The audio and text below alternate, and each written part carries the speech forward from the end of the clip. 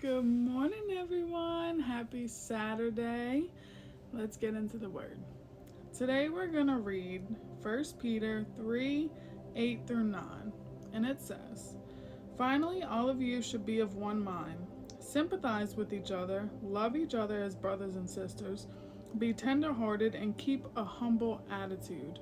Don't repay evil for evil. Don't retaliate with insults when people insult you. Instead, pay them back with a blessing. That is what God has called you to do, and He will grant you His blessing." And I think this is so powerful in this day and age because the moment our feelings are hurt, that's exactly what we want to do. Our flesh just wants to retaliate and for a sense of give them a taste of their own medicine.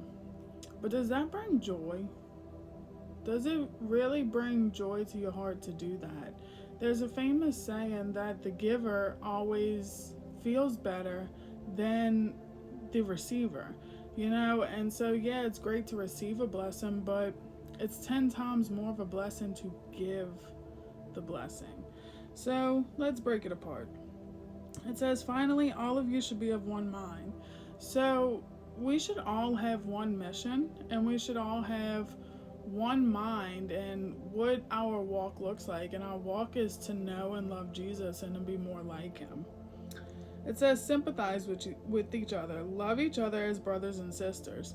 So we're not supposed to be in competition with others. We're not supposed to be jealous of one another. We're not supposed to be ugly to one another. We're supposed to sympathize with one another and help each other.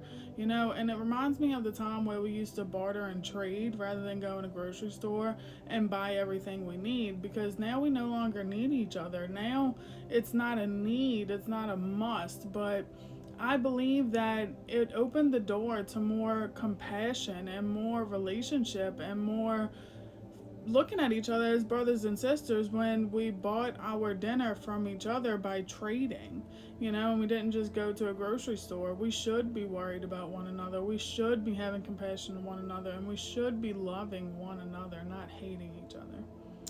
And then it says, "Be tenderhearted and keep a humble attitude."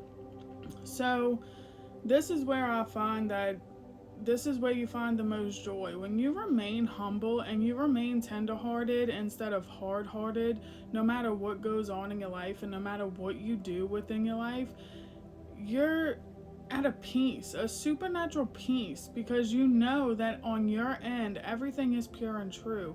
You know that no matter what, you have had compassion and you've had a humble heart in everything you've done, no matter how you've been treated.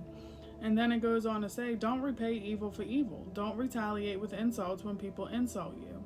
So that's telling us exactly what it said at first, to remain humble. That no matter what the world feeds you, you produce love and light. And it says in His Bible also that when somebody slaps you on your right cheek, give them the left.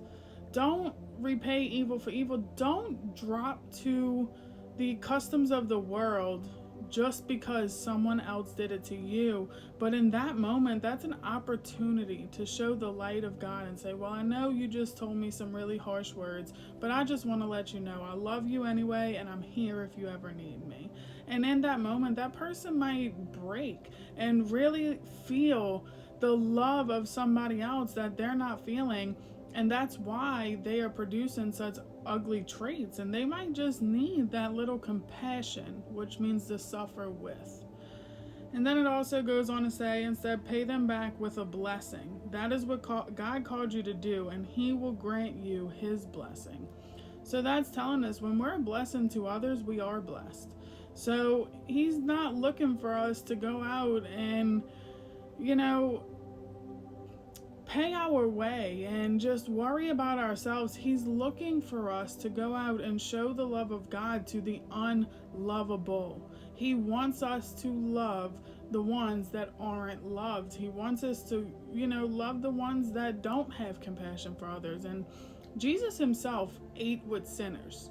He sat down and ate with sinners and was talked about for it, but He showed all of those sinners the love of God, and they ran to Him. They ran to Him. So when we focus on having a tender heart and a humble attitude, it will increase our own joy. It will increase the love inside of us. it will increase our physical happiness because we were able to bless somebody else no matter what we're feeling inside, and then your faith grows. And I just challenge y'all, operate out of a tender heart and a humble attitude and watch your joy increase. Y'all have a great Saturday.